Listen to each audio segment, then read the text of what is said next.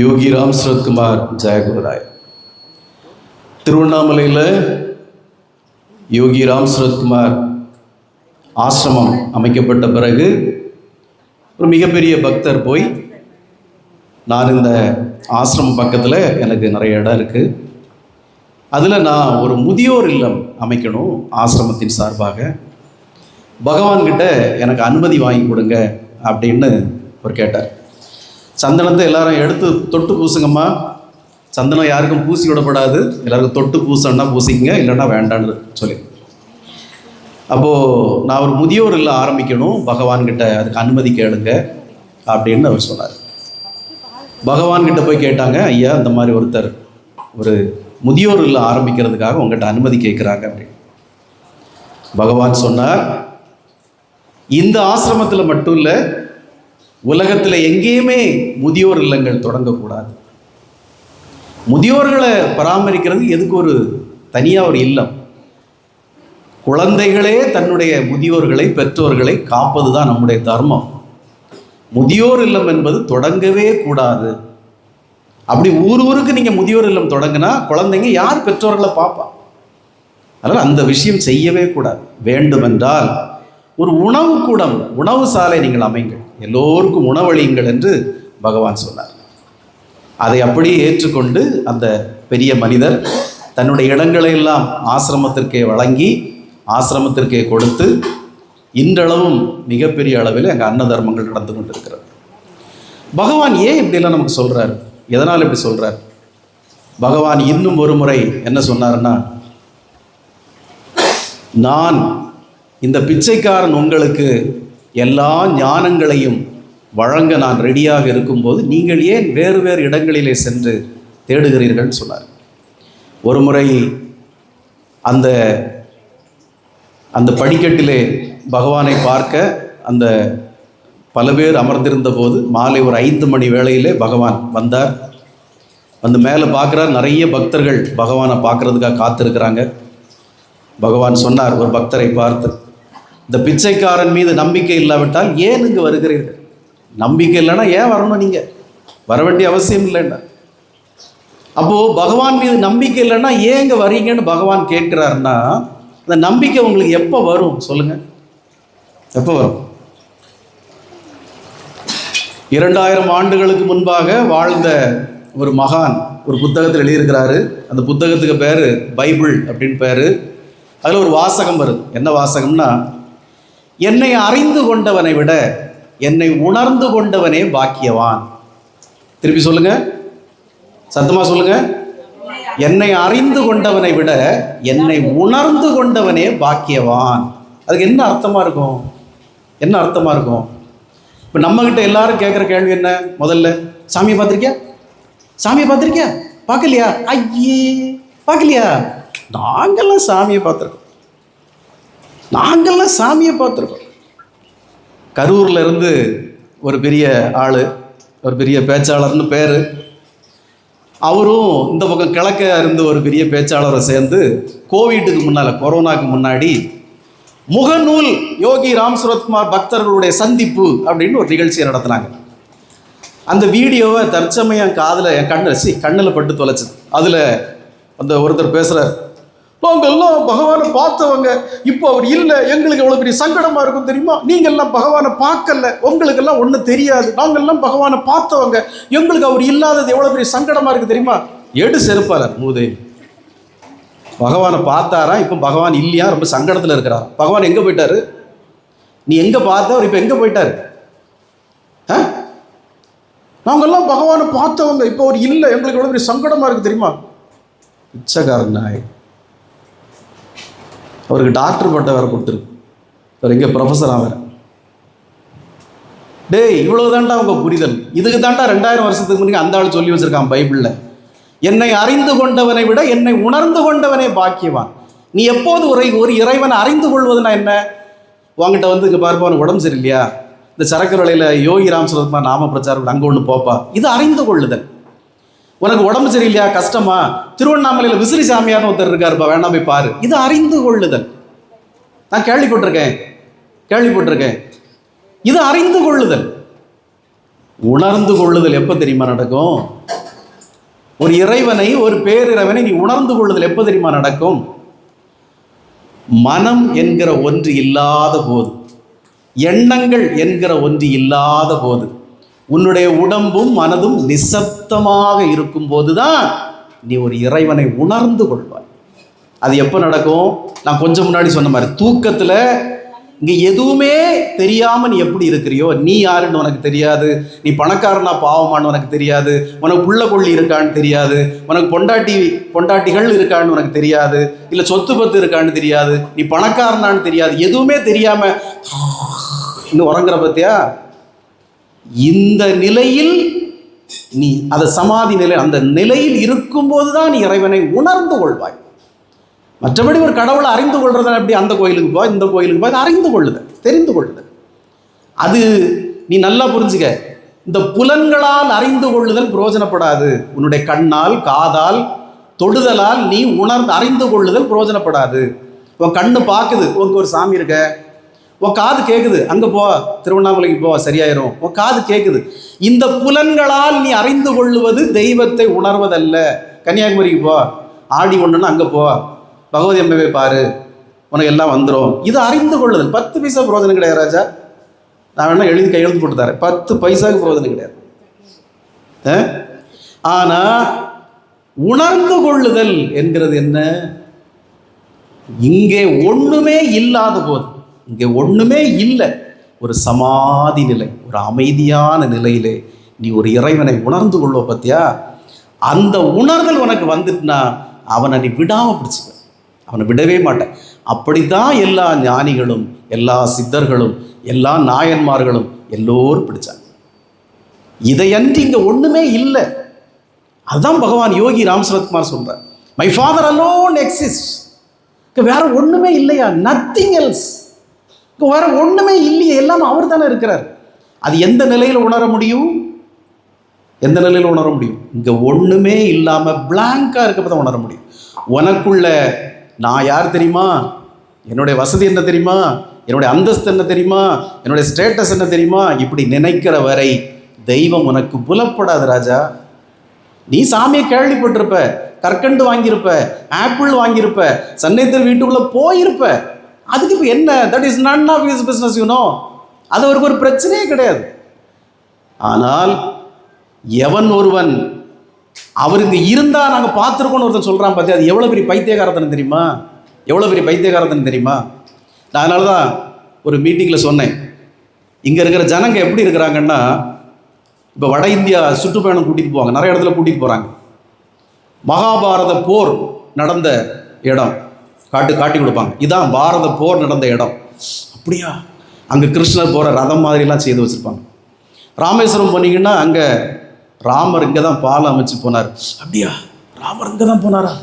அந்த வட இந்தியாவில் கிருஷ்ணர் பிறந்த சிறைச்சாலைன்னு ஒன்று வச்சுருக்காங்க. ஓ, இங்கே தான் கிருஷ்ணர் பிறந்தாரா? இங்கேருந்து அரசாங்க உதவியோடு ஒரு கூட்டம் போகுது இஸ்ரேலுக்கு. இங்கே தான் ஜீசஸ் இங்கே தான் இருந்தாரா? ஓ அப்படியா, ரியலி? இங்கே தான் ஜீசஸ் இருந்தாரா? இங்கே தான் படுத்திருந்தாரா? இங்கே தான் தொட்டார், இந்த பாறையை தொட்டாரா? அந்த பாறை தொட்ட பாறைக்குன்னு ஒரு ஃபேமஸ். இப்படி ஒவ்வொரு இடத்துலையும் இங்கே தானா இங்கே தானா இங்கே தானான்னு மக்கள் அலையுது. ஆனால் நாங்கள் உங்களை பைசா போட்டு திருவண்ணாமலை கூட்டிகிட்டு போய் யோகி ராம் சரத்குமார் இருந்த இடத்த காட்டினா, அப்படியா இங்கே தான் இருந்தாரோ? ஓ சரி சரி சரி, இங்கே தான் படுத்திருந்தாரோ? அப்படியா, சரி சரி சரி சரி, போமா கிளம்புமா, எனக்கு நேரம் குறித்து ஒரு டீ குடிப்பு குறித்து போ, நேரம் இங்கே தான் இருந்திருந்தாரா? சரி சரி சரி, போ போ போ. ஏன் உங்களுக்கு இந்த உணர்வு வருது? ஏன்னா அந்த கதைகள் எல்லாம் 5000 ஆண்டுகளுக்கு முன்னாடி உங்களுக்கு நடந்ததாக சொல்லப்படுது. அந்த இஸ்ரவேலில் நடந்த கதை 2000 ஆண்டுகளுக்கு முன்னாடி நடந்ததாக சொல்லப்படுது. ஆனால் இந்த கதை உங்கள் சமகாலத்தில் நடந்ததாக சொல்லப்படுது, 20 வருஷத்துக்கு முன்னாடி நடந்ததாக சொல்லப்படுது. அப்போ உங்களுக்கு உங்கள் முன்னாடி நடக்கிறது ஒரு பெரிய விஷயமா தெரியல. என்னைக்கோ நடந்தது தெரியுமா அப்படி சொல்கிறப்போ அப்படியா அப்படியா அப்படி தோணுது. இது எவ்வளோ பெரிய விஷயம் தெரியுமா? ஒரு ராமனை போல, ஒரு கிருஷ்ணனை போல உங்கள் முன்னாடி அவதரித்து வாழ்ந்து சென்றிருக்கார் ஒரு பெரிய அவதார புருஷர். அவரை பற்றி நம்ம சொல்கிறப்போ உங்களுக்கு தெரிய மாட்டேங்குது. ஆனால் என்னைக்கோ வாழ்ந்துட்டு போனதா சொல்லப்படுற கற்பனைகள் உங்களுக்கு அவ்வளோ பெருசாக இருக்குது. கற்பனைகளோ நிஜமோ, நம்ம அதுக்குள்ளே போக வேண்டாம். அப்போது நம்முடைய சனாதன வழக்கப்படி ஒரு அவதார புருஷர் நமக்கு முன்னாடி வந்துட்டு போனதை நீங்கள் எப்படி எடுக்கணும்னா, அவர் இங்கே வந்ததே ஒரு வாழ்வியல் முறை உங்களுக்கு வகுத்து சொல்கிறது தான். நான் தான் போன சத்சங்கத்தில் தான் சொன்னேன்னு நினைக்கிறேன், போன வாட்டி. எல்லா இறைவனும் கையில் ஒவ்வொரு ஆயுதங்களோடு தான் வந்தான், ஒவ்வொரு குறிக்கோள் அடையிறது தான் வந்தான். ஒவ்வொரு நரகாசுரனை கொல்றதுக்கோ, ராவணனை கொல்றதுக்கோ, கம்சனை கொல்றதுக்கோ ஒவ்வொருத்தரும் கையில் ஆயுதத்தோடு தான் வந்தான். கிருஷ்ணர் சக்கரத்தோடு வந்தார், சிவபெருமான் சூலாயுதத்தோடு இருந்தார், ராமர் கோதண்டத்தோடு வந்தார், முருகர் வேலோடு வந்தார், பராசக்தி சூலாயுதத்தோடு வந்தால் எல்லாரும் வந்தாங்க. பகவான் யோகி ராம் சுரத்குமார் மட்டும்தான் உங்களுக்கு அன்பை போதிக்க விசிறியோடு வந்தார். உங்களுக்கு அன்பை போதிக்க விசிறியோடு வந்தார். உங்களை அரவணைக்க விசிறி கொடுத்தார். உங்களை நோய்களை போக்க, துன்பங்களை போக்க, கஷ்டங்களை போக்க, கவலைகளை போக்க விசிறி கொடுத்த ஒரு அவதார புருஷன். அவரை இந்த கூட்டங்கள் இப்படி பேசுகிறத பார்த்தா ரொம்ப சங்கடமாக இருக்கு. அவரை வேற இப்போ குரு பூர்ணிமாவுக்கு நம்ம ஊர்லாம் பேச கூப்பிட்டுருக்காங்க. அந்த ஆளை எனக்கு நினைச்சாலே சங்கடமாக இருக்கு. உனக்கே பகவானை பற்றி ஒரு புரிதல் இல்லையே, நீ வந்து 100 பேருக்கு என்ன பேச போற? புரியல. உனக்கே பகவான் யாருன்னு புரியல, எங்களுக்கெல்லாம் எவ்வளோ சங்கடமாக இருக்கு தெரியுமா? டேய், பகவானை பார்க்காதவனுக்கு இப்படியாடா சொல்லி கொடுப்பேன்? பகவானை பார்க்காம அறியாம வந்திருக்கிற புதிய பக்தர்களுக்கு நாங்கள்லாம் பார்த்தவங்க, நீங்கள்லாம் பார்க்காதவங்க இப்படியாடா பேசுவ நீ? பகவானை பார்த்தவன்லாம் என்னத்தை பிடிங்கி தள்ளிட்டான். இப்போ அங்கே என்னத்தை பிடிங்கி தள்ளிட்டான்? பகவானை பார்த்தவன் எல்லாம் இன்னைக்கு பார்க்காதவன் தான் அதிகம் செய்துக்கிட்டு இருக்கிறான் தெரியுமா? நமஸ்காரமா. இன்னைக்கு பகவானை பார்க்காதவன் தான் அதிகம் செய்துட்டு இருக்கான். ஏன்? இவெல்லாம் பகவானை உணர்ந்தவன். பகவானை நாங்கள்லாம் பார்க்கல. அவருக்கு தாடி முடி வெள்ளையாக இருக்குமா, தலைமுடி கருப்பாக இருக்குமா? ஒரு ஆள் கூட சொன்னார், ஏங்க அவர் டை போட்டிருக்காரோ, முடி கருப்பாக இருக்குது அப்படின்னாரு. எப்போ அவரை பற்றி உங்களுக்கு தெரியாதுப்பா, அவர் டையெல்லாம் ஒன்றும் போட மாட்டார்ப்பா அப்படின்னு. அப்போ இங்கே அறியாமையில் இருக்கவங்க, புரியாமையில் இருக்கிறவங்க கிட்ட போய் நம்ம உபதேசம் கேட்க வேண்டியிருக்கு. அதுதான் கால கொடுமையங்க. பகவானை பற்றின அறியாமையில் இருக்கிறவங்ககிட்ட, பகவானை பற்றின புரியாமையில் இருக்கிறவங்ககிட்ட போய் நம்ம உபதேசம் கேட்கணுமா? கேட்கலாம் அவங்க போச்சுக்குவாங்க. அங்கேருந்து ஒருத்தர் சொல்கிறார், யார் கோயில் கட்ட சொன்னவங்கள? கோயில் எது கட்டுறீங்க? பேசாம நாமம் சொன்னால் போதாதா? ஆமாம், இப்படி தான் நீ 60 வருஷமாக நாமம் சொல்லிகிட்டு இருக்க, ஒன்றையும் தெரியாது சாமியும் தெரியாது ஒருத்தருக்கும். ஒரு ஆலயம்னு அமைச்சாதான், ஒரு ஆசிரமம்னு அமைச்சாதான்டா 1000 ஆட்கள் வருவாங்க போவாங்க. சாமியை தெரியும், சாமியாக தானே தெரியும். நேற்று கூட ஒரு பதிவு போட்டேன். பகவான் யோகி ராம் சுரத்குமார் நமக்கு சொன்ன கட்டளை என்ன?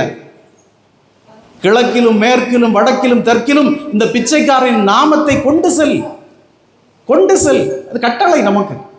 அதனால தான் இந்த ஆசிரமத்துக்கு நாம பிரச்சார குடியில் வச்சிருக்கோம். பிரச்சாரம் தான் பண்றோம் நாம, பியூர்லி பக்க மார்க்கெட்டிங் பகவானுடைய நாமத்தை. இந்த சின்ன புரிதல் கூட இல்லாதவங்கிட்ட போய் நீங்க பகவானை பத்தி என்ன பேச்சு கேட்டு போறீங்க? குரு பூர்ணிமா அன்னைக்கு அவன்கிட்ட என்ன பேச்சை கேட்டு போறீங்க? உங்களுக்கு இந்த அங்கேயும் தான் இல்லை, ஒரு என்னத்தை உங்களுக்கு புரிய வச்சிட போறாரு பகவானை பத்தி? இல்லை, புரியல. ஆனா நாங்க பகவானை பத்தி பேசினா இந்த சீனியர் கூட்டம் ஒன்று உட்காந்துருக்கு பார்த்தியா, சும்மா என்னத்தை இவர் பெரிய பேசுறாரு, இவருக்கு என்ன தெரியும், இவருக்கு என்ன தெரியும், இவருக்கு என்ன தெரியும்? ஏன்னா இவங்க தான் கற்கண்டு வாங்கி தந்தாங்களாமா. இப்போ வந்து அங்கே ஒரு கிளவி இருந்து கற்கண்டு கொடுத்துட்டு இருக்கு. 100 ரூபா கொடுத்தா ஒரு பாக்கெட் தூக்கி தந்துடும், கொண்டு போங்க ஐயா வச்சுக்கோங்க. 100 ரூபா கொடுக்கலாம், 2 கையில் தரும். உண்மை தானே? சத்தியமாக சொல்கிறேன், ரொம்ப வேதனையாக இருக்கு. பகவான் யோகி ராம் சுரத்குமாருடைய நாமத்தை கொண்டு செல்வதற்கு இன்னும் நாட்கள் அதிகம் இல்லை, சீக்கிரமாக கொண்டு செல்லணும். ஏன்னா அடுத்த தலைமுறைகள் கெட்டு குட்டி சுவராக நாசமாக போயிட்டு இருக்கு. சீக்கிரமாக இந்த நாமத்தை கொண்டு சென்று வழிபாட்டு முறைகள் அவர்கள் மூழ்கல் செய்து பக்தி நிறைய அவர்களுக்கு வகுத்து கொடுத்து அடுத்த தலைமுறையை நாம் காப்பாற்றணும். தமிழகத்தின் தலையெழுத்து ரொம்ப மோசமாக போயிட்டு இருக்கு. இன்னமும் நீங்கள் அகந்தையோட ஆணவத்தோட பகவானை பார்த்த பக்தர்கள்னு சொல்கிற ஒருத்தனு கூட நான் ஆணவம் அழியலை. பகவானை பார்த்துருக்கோம், நாங்கள் பகவான் கூட இருந்திருக்கோம்னு சொல்கிற ஒருத்தனு கூட இன்னைக்கு இன்னும் ஆணவம் அழியலை. ஒரு சீனியர் பக்தர்கிட்ட இன்னைக்கு பேசுகிறேன், ரொம்ப சீனியர் பக்தர் ஒருத்தட்ட காலில் ஃபோன் பண்ணி பேசுகிறேன். ஐயா சொல்லுங்கள், என்ன ஐயா இது எப்படி பண்ணணும்? அதை அப்படி பண்ணுங்க. அப்போ இது எப்படி? அதை அப்படி செய்யுங்க, இவ்வளோதான். எல்லாம் அந்த ஒரு கட் அண்ட் ரேட்டு எல்லாம். அதுக்கு மேலே அவங்க ஒன்றும் விலைக்கு சொல்ல மாட்டாங்க. ஏன்னா அவங்கெல்லாம் பெரிய லார்டு லபக்தாஸ், நம்ம லார்டு லங்கோட் தாஸ், இவங்கெல்லாம் சாமி கூடவே இருந்தவங்க. உண்மையாக சாமியை நேசித்தவன், உண்மையாக சாமி கூட இருந்தவன், சாமி எல்லா துணியும் கலத்தியவன் கையில் கொடுத்துட்டு பாத்ரூம் போனப்போ அந்த துணியெல்லாம் சுமந்துட்டு இருந்தவன்லாம் மேக்க சும்மா உட்காந்துருக்கான். இந்த ஒன்றும் இல்லாத ஞான சூன்யங்கள் கடந்து படுத்துகிற பாடு இருக்கு. ஐயோ, இவருக்கு அலட்டிக்கிற அலட்டு வேலை இருக்கு. சாமி கூடவே இருந்தங்கிறத நீ எப்படி காட்டணும் தெரியுமா? பகவான் கூடவே நான் இருந்தேன், பகவான் கூடவே இருந்தங்கிறது நீ எப்படி காட்டணும் தெரியுமா? பிறரிடத்தும் அன்பு செலுத்தணும், பிறருக்கும் உதவி செய்யணும், பிறரை நேசிக்கணும். சாமி அதைத்தான் உங்களுக்கு சொல்லி தந்தார். பிறருக்கு அன்போடு அன்னமிடணும். அதில் எந்த வேற்றுமையும் இருக்கக்கூடாது. அங்கே ஒரு பந்தி, இங்கே ஒரு பந்தி, உள்ள பணம் கொடுக்குறவனுக்கு ஒரு பந்தி, பணம் கொடுக்காதவனுக்கு ஒரு பந்தி, பண்டாரம் பரதேசிக்கு ஒரு பந்தி, 3 பந்தி. இதுவா சாமியை கூட இருந்தேங்கிற சொல்கிறது? பகவான் இதே அவங்களுக்கு சொல்லி தந்தார், பகவான் இதே அவங்களுக்கு கற்று தந்தார். எல்லோரும் சமமாக நடத்தணும்ல சாமி சொன்னார். ஒரு மிகப்பெரிய ஒரு ஞானின்னு நினச்சிக்கிட்டு இருந்த ஒருத்தர், என்னை விட பெரிய ஆள் கிடையாது இந்த உலகத்தில் அப்படின்னு நினச்சிக்கிட்டு இருந்த ஒருத்தர், அந்த அகந்தையோட பகவான் முன்னாடி போய் அடிக்கடி உட்கார்வார். நான் எவ்வளோ பெரிய ஆள் தெரியுமா, சாமிக்கே அப்பப்போ நான் தான் கடன் கொடுக்குறேன். சாமி இந்த இடம் வாங்க ரூபா வேணுமா? சரி நான் கொடுக்குறேன். எத்தனை லட்சம் வேணும் சொல்லுங்கள். ஆசிரமத்தை இடம் வாங்கணுமா? நான் கொடுக்குறேன். ஆசிரமம் கிட்ட எவ்வளோ வேணும் சொல்லுங்கள், நான் கொடுக்குறேன். அந்த அகந்தையோடு போய் உட்கார்றார். சாமிக்கு தெரியாதா நீ எதை தூக்கிட்டு உள்ளே வந்திருக்கேன்னு? அந்த பாரத்தை வெளியே இறக்கி வச்சுட்டு வந்திருக்கியா இல்லை தூக்கிட்டு வந்திருக்கியான்னு சாமிக்கு தெரியாதா? ஒரு நாள் அந்த மனிதர் சாமி முன்னாடி உட்கார்ந்துருக்கிறப்போ அந்த தெரு முனையில் சாக்கடையை க்ளீன் பண்ணிகிட்டு இருந்தது ஒரு அம்மா. தினமும் அந்த அம்மா சாக்கடையை க்ளீன் பண்ணிகிட்டே தான் இருக்கும். உடனே பக்கத்தில் இருந்த மணிகிட்ட சொன்னார், மணி அந்த அம்மாவை அங்கே வர சொல்லு அப்படின்ட்டார் சாமி. இவர் ஓடி போய், சாமி உங்களை கூப்பிடுறாருங்க. அந்த அம்மா ஒரு கணம் அந்த விளக்குமாரெல்லாம் கீழே போட்டு, என்னையா? ஆமாங்க உங்களை தாங்க சாமி கூப்பிடுறாரு. என்ன கூப்பிடுறாரா? உங்களை தாங்க கூப்பிடுறாரு, வாங்க சீக்கிரம் சாமி. அந்த 10 கிலோ பாரத்தை தூக்கிட்டு வந்த பெரிய மனுஷனும் சாமிகிட்ட உட்கார்ந்துருக்காரு. இந்த அம்மாவையும் வர சொல்லி அந்த அம்மா அப்படியே அஞ்சு நடுங்கி பணிந்து குனிந்து வருது. சாமி கூப்பிட்டீங்களாமே சாமி, வாமா அதில் உட்காருன்ட்டாங்க. யாரும் இந்த பெரிய மனுஷனுக்கு முன்னாடி அந்த அம்மா உட்காந்துருக்கு. அன்னைக்கு போனவன் தான் அந்த பெரிய மனுஷன் சாமிகிட்ட. அதுக்கப்புறம் போகவே இல்லை. பக்கத்தில் இருக்கிற ஆசிரமத்துக்கு போயிட்டான். பக்கத்தில் ஒரு ஆசிரமம் இருக்குது, அதுக்கு ஏற்றாரு அங்கே ஆசிரமத்துக்கு போயிட்டான். இப்போது அவர் தான் கடவுள், இவர் கடவுள் இல்லை, அவர் தான் கடவுள்னு சொல்லி அவருக்கு பாட்டு போடுறது என்ன, அவரை புகழ்றது என்ன, அவருக்கு படம் வைக்கிறது என்ன. இப்போது எங்கே இவர் சாமி இல்லைன்னு போயிட்டாரு. யோகிராம் சுரத்குமார் அவ்வளோ நாளும் சாமியாக இருந்தவர் எப்போ சாமி இல்லைன்னு போயிட்டாரு. தனக்கு நிகராக வெளியே தெருவை கூட்டிகிட்டு இருந்த ஒரு அம்மாவை கொண்டு உட்கார வச்ச உடனே இவர் சாமி இல்லை, அவர் சாமி. ஏன்னா அவர் 1950 செத்து போயிட்டார். அப்போ அவர் இருந்திருப்பாருன்னா அவர் செருப்புகளை அடிச்சிருப்பார். ஒருவேளை அவர் இப்போ இருந்திருப்பாருன்னா 1950 செத்தவர் இப்போ இருந்திருப்பாருன்னு செருப்புகளை அடிச்சிருப்பார். இவர் பாவம் 2001 போனவர். உன்னை உன் பாரத்தை, உன் தலையில் இருக்கிற பாரத்தை குறைக்கிறதுக்கு அந்த அம்மாவை கொண்டு உட்கார வச்சார். எந்த பாரத்தை குறைக்க மாட்டேன்னு சொல்லி நீ அந்த தெய்வத்தை விட்டு போனியோ, அதே பாரத்தால், தலையில் இருந்த கனத்தால் உன்னுடைய தொழிலே அழிஞ்சு போச்சு. உன்னுடைய தொழிலே அழிஞ்சு போச்சு. நீ அப்புறம் ஃபீல்டில் இல்லை. அதுக்கு பிறகு அந்த சின்ன பையன் மாதிரிலாம் அன்னைக்கு கொடி கட்டி பறந்துக்கிட்டு இருக்கான். நீ சிங்கு சிக்கி சிங்கு சிக்குன்னு இன்னும் அடிச்சுக்கிட்டு இருக்க இருந்து. அப்போ பகவான் அன்னைக்கு அவனை உணர்த்துறாரு, ஆணவம் இருக்கக்கூடாதுப்பா, இறக்கி வச்சிரு.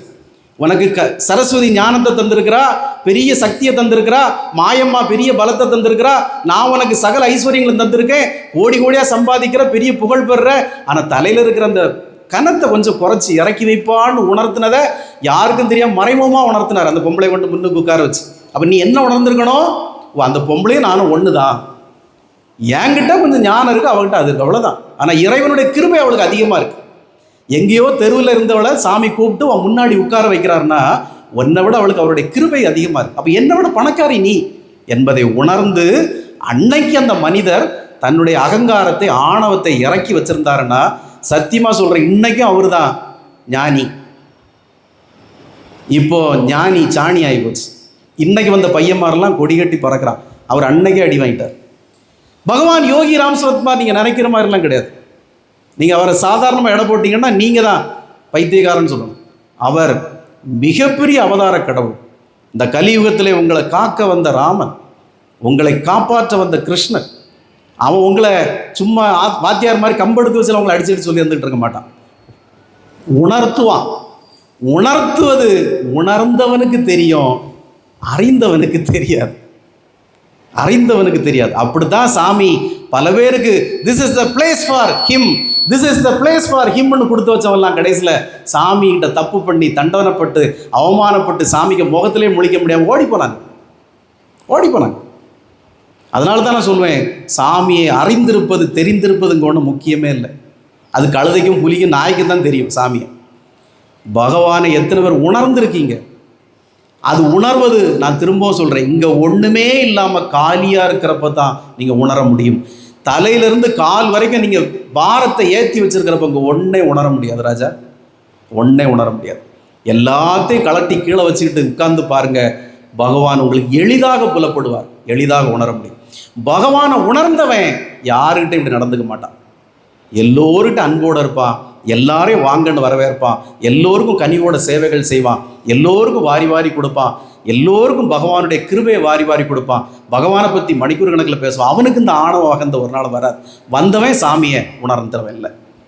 அப்போ பகவான் யோகி ராம் சுரத்குமாரை நீங்கள் அறிந்திருக்க வேண்டிய அவசியம் இல்லை, அறிந்ததெல்லாம் போதும்.